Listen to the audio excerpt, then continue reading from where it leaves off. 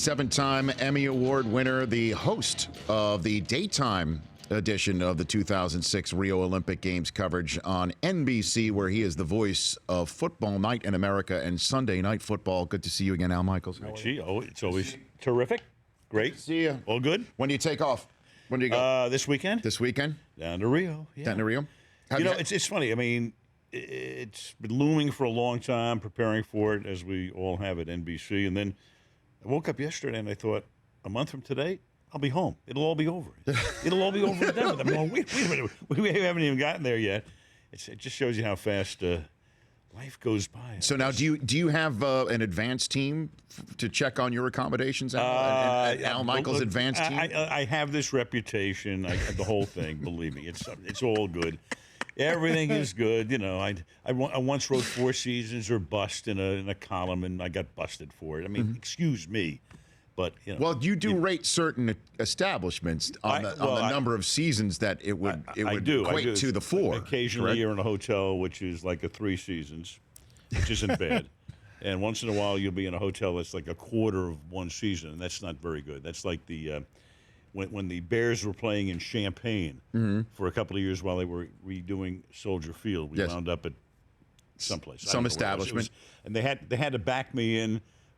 Our production assistant at that time, Vinny Rayo, had to blindfold me and then kind of back me into the front desk, very much the way a balky horse would have to kicking? Put into the gate. Well, in the Kentucky Derby or something, you'd back him in. He doesn't want to see what the gate looks like. So, and they got me to my room, but I survived. So, what does the research for you require? I mean, because you're obviously locked in on so many sports throughout the year. I mean, so for you, what does it require? Well, in Rio, you, and this is the 4th time I've done this role. I did it in Vancouver, London, along with Dan Patrick, and in Sochi. With Dan and Rebecca Lowe. So you're basically transitioning in and out. I'm kind of providing the glue between events. So I might come on the air and we'll go to, let's say, beach volleyball, but then we may want to go to track and field.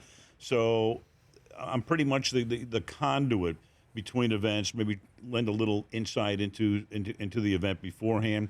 But it's up to the venue announcers, who are damn good. I mean, Dan Hicks does a fantastic job swimming, and Tom Hammond in track and field. I mean, they've got the nuts and bolts for you. I can maybe give a little bit of an overview, bring them in, maybe ask a couple of questions, do some interviews in the studio, which I really enjoy. I got to meet, I'd never known Serena Williams until I got to interview her in London. That was kind of cool after she'd won the gold medal.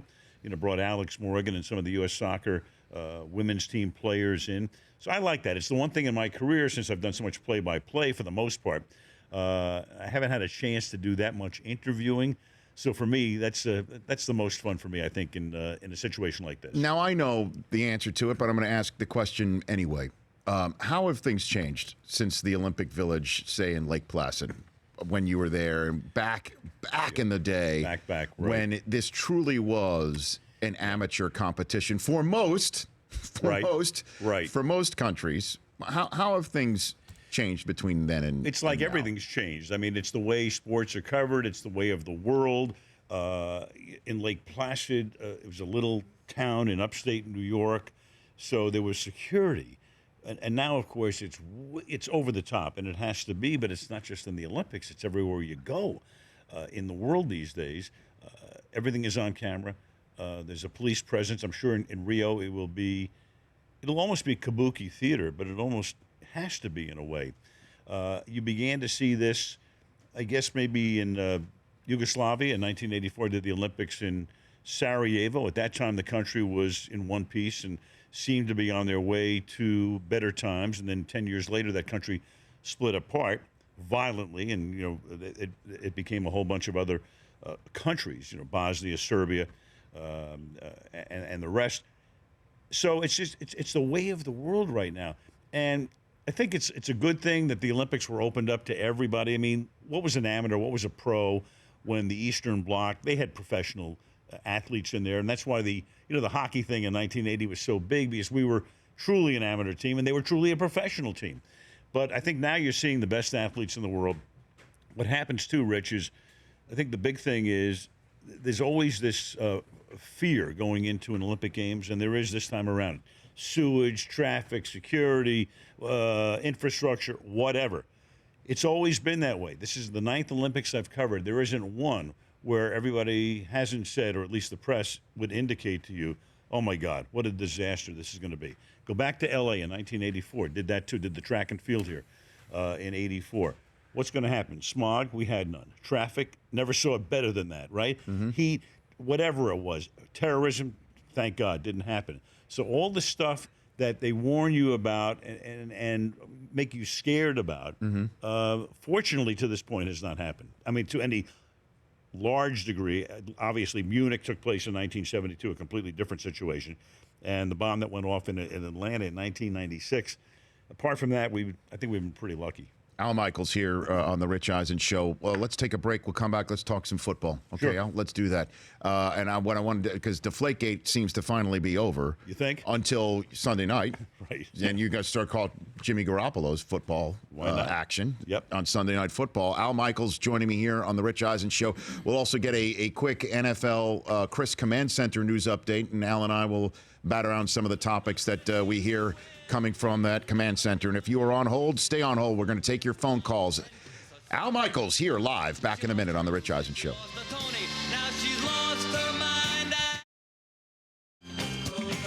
Excellent choice of music, Mike Del Tufo. Thank you, Rich. At the Copacabana.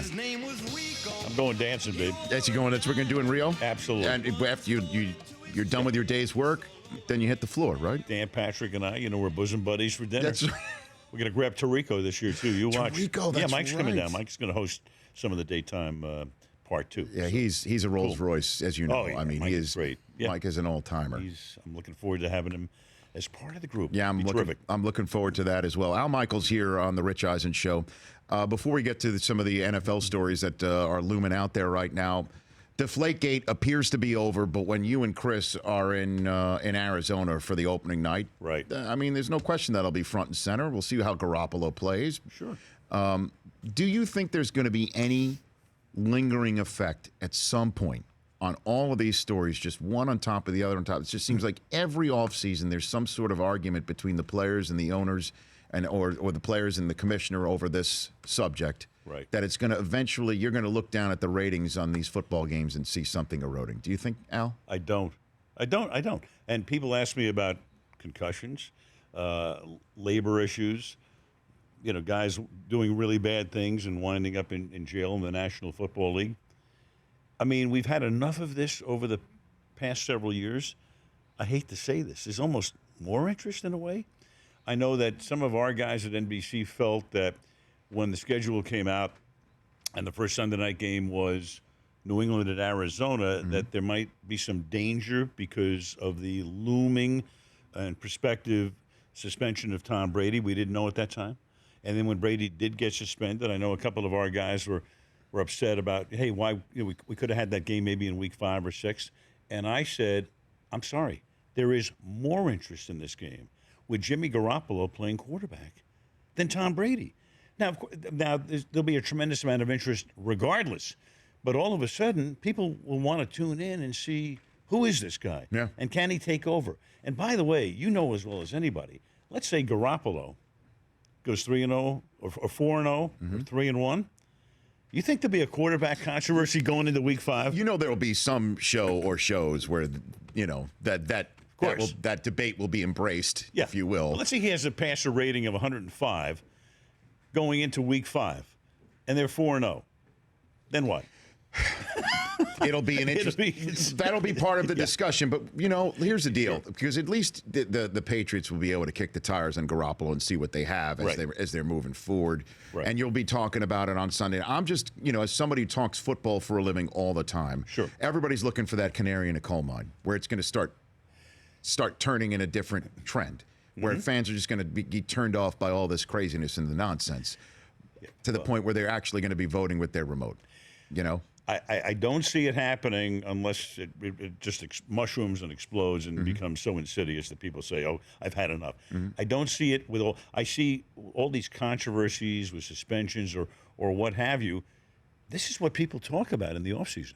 They can't talk about Team A's offense against Team A's defense next week, because next week is like 4 or 5 months away if it's April. Right. But the National Football League stays in the public consciousness for a number of reasons. And not that they're thrilled about it, but a lot of it is the underside of what's taking place. You know as well as I do. People come up to me and they'll talk to me as much about the bad stuff as, we might look at it that way, as, what do you think of the Rams quarterback situation? They'll ask you about that, but they'll also want to know about suspensions and all of the other stuff. So I think the only danger for professional football would be down the line if enough mothers, grandmothers, guardians of kids keep them out of football, that all of a sudden the farm system evaporates. But Rich, you're going to see that in college football way before you're going to see it in pro football. Because if college football starts to diminish in terms of quality and quantity, players wanting to play college football, that's going to be the danger. But I don't see that right now. I think, to me, from what I can tell, college football is as big as it's ever been. It's true. It is true. And also, college football rosters are deeper in smaller schools. We're seeing more and more kids getting drafted out of smaller schools. And now over in Germany, as we saw this year. Yep. Let's get the latest from the Chris Command Center, starting with somebody else who's supposedly facing a 4-game suspension in the NFL. And now, Law and Brockman with the news. Yeah, Le'Veon Bell is facing a 4-game suspension for missing some drug tests over the offseason. Well, someone had some fun at his expense on Instagram over the weekend. Yeah, you probably didn't see the Instagram, right? I did not. Okay, here we go. Posted Check a it out. picture of Le'Veon Bell playing the game, running on the field, wearing the Laramie Tunsil gas mask from the infamous draft video. Well, they tagged Le'Veon Bell in this. He saw it and said, I'm not going to miss any games. Trust me. And then added, I'm going to win the appeal. People have no idea what happened, but don't worry, let them hate. When I end up missing no games at all, people for sure are going to try to love me again, and I'm only riding with my loyal fans. There you have it. Yeah. And you got Chiefs at Steelers week 4 for you. We do, right? So that might be you might have a Brady-less Patriots and a Le'Veon Bell-less Pittsburgh Steelers. There'll be a story every week. You know that. A number of stories. Right. But, I mean, that's the way he comes out and he says that business about he won't miss games. I don't know how that How would be does he possibly think he's not going to miss any games? Because this appeals process is going to be going down right now. Right now. Could be. I want to know what the Pennzoil container is doing over The there. Pennzoil container that's in front of Chris Command Center, Right, yes. that was signed by Joey Logano. Oh, okay. I got it now. Oh, yeah. All that stuff has had some value. I thought maybe raised Andy up. Granatelli had come back or something. No. No. But so where do you think the Steelers rank in the AFC? Al, where do you think they rank right now? Certainly a contender. They have been every year. Outstanding coaching. You got Ben Roethlisberger. Yeah, I mean, there's no question they were a contender. I mean, everybody wants to know, who do you think, who's going to be the best? I mean, in the AFC, it's a lot of the same, teams. Obviously, New England's going to be good. We know that. That Chiefs team, though, Pittsburgh. we had earlier on last week, Travis Kelce, the tight end who was here, talking about how they have an opportunity in that division. Sure. That AFC West is completely wide open. It's right wide now. open, of course, with what happened in Denver. Oakland seems to be better. Kansas City played really well, shocked everybody last year. That's why we love the NFL, because it's part of the reason we love the NFL is because you just don't have any idea. You think you know, but you really don't know. Do you think we're going to see a team in Vegas, Al? What do you think? I think if a stadium gets built in Vegas, we will see a team in Vegas. Wow. No, I do. I think, look, it's all That about would be a stadium. unbelievable. Why did Los Angeles not have a team for 20 years? Because there was no stadium. And then when all of a sudden Stan Kroenke came in and said, I'm going to build a stadium not far from where we're sitting right now, LA got a team, got its team back in a way. It's about the facility. You build it, they will come. That would be unbelievable. Yeah. Because the hockey is expanded NHL's there. Right? going The to NHL's Vegas. already been there. I think they'll do very well. I really do. I mean, Las Vegas, the last time I looked, the metropolitan area is well over 1 million people. So it's as big as, let's say, metropolitan Jacksonville, off the top of my head. Nashville, Charlotte.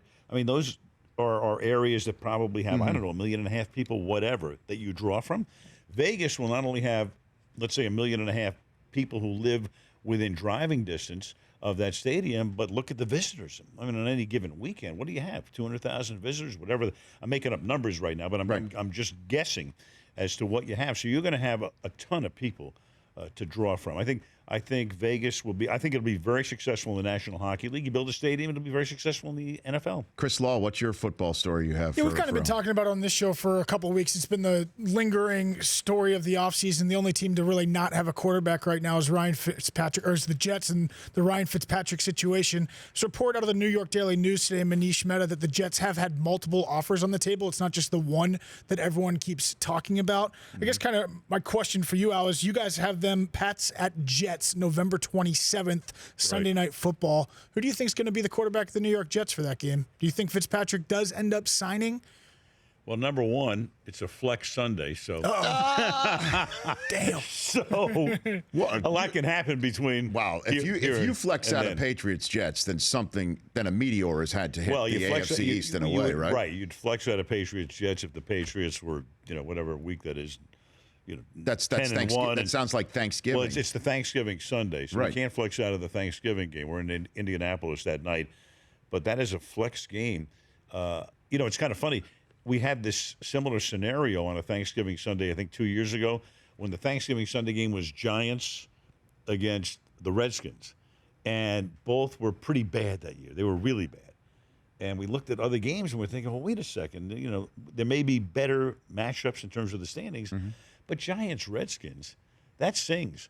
So, it would be hard to get out of Jets, Patriots. In fact, an ode to the late, great Dennis Green, who died the other day, I came on the air that night, and I said, well, we have the Giants and the Redskins. When the season began, we looked at this and said, wow.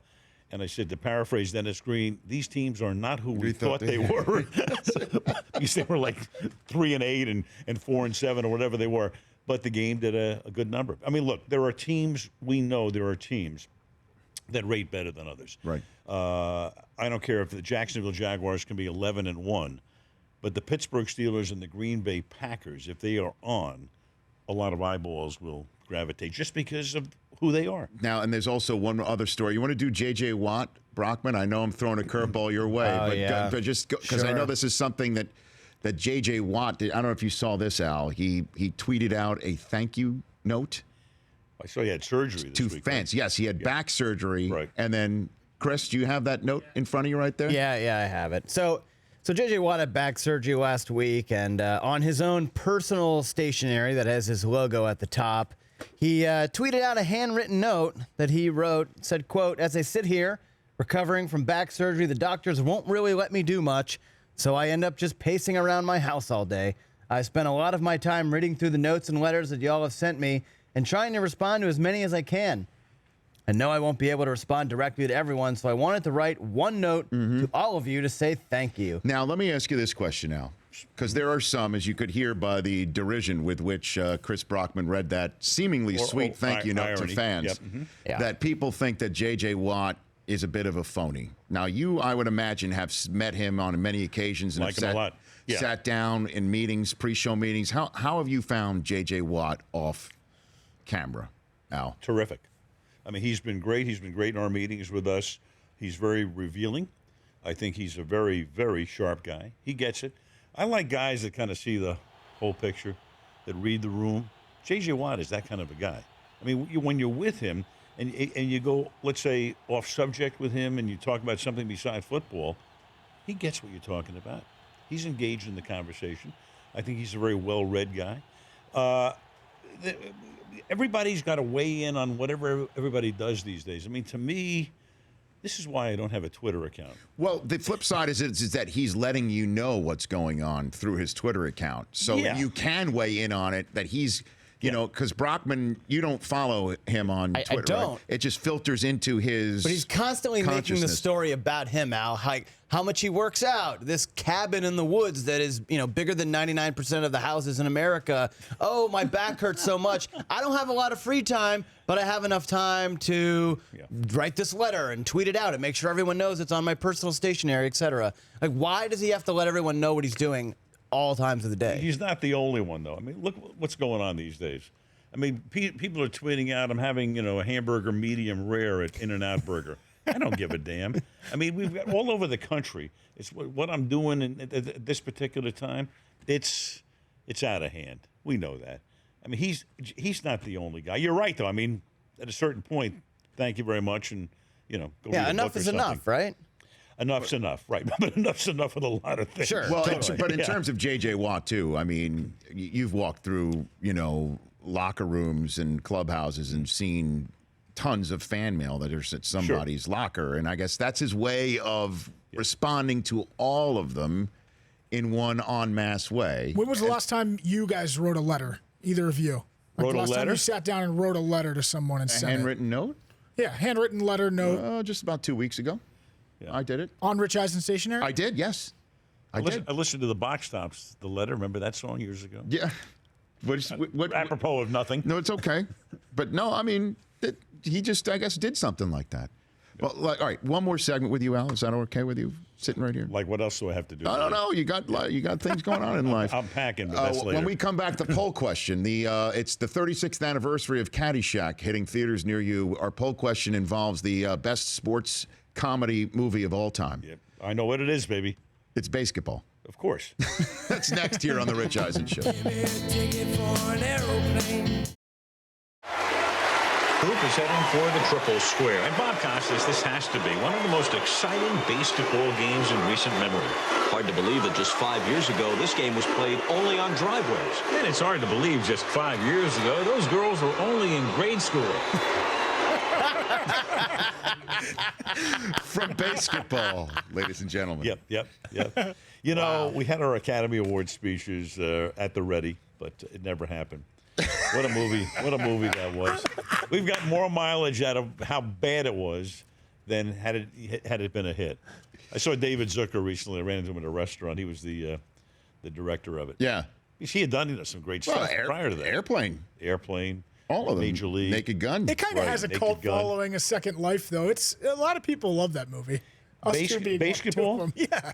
I remember somebody sent me the DVD, wanted me to autograph it, and I wrote back, "Why would you buy this, Drek? Best wishes." Do you have it in the box back here? I'll check in the break. Do you have basketball as part my of your God. I DVD may collection? actually have it I in have there. basketball at home. I should have brought it. And just in honor, let's put it on the list. Want to add it to the What's list?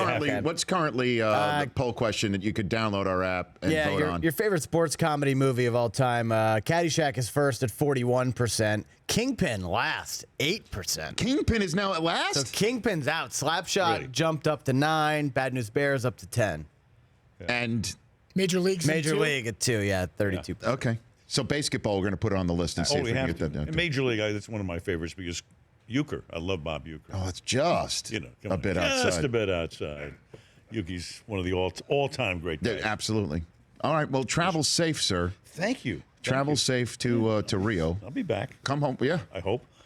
So are you not doing any preseason action at all? Does Rio get We you out of only have preseason 2, action? and it comes right after I get back from Rio. So Mike Tirico will do those 2 preseason games, and my next football game will be opening night Thursday, September 8th. Okay. When the Carolina Panthers Take on Mark take Sanchez on on Mark the. Sanchez or Bubby Brister or whoever else. Please be Bubby Brister. Or Frank Trapuka and the Denver Broncos. That'll be fantastic. You never know. Al, thanks for coming in. Guys, good Travel to see you safe. all. You got Thanks, it. Al. The Rich Eisen Show, weekdays at noon Eastern on Audience.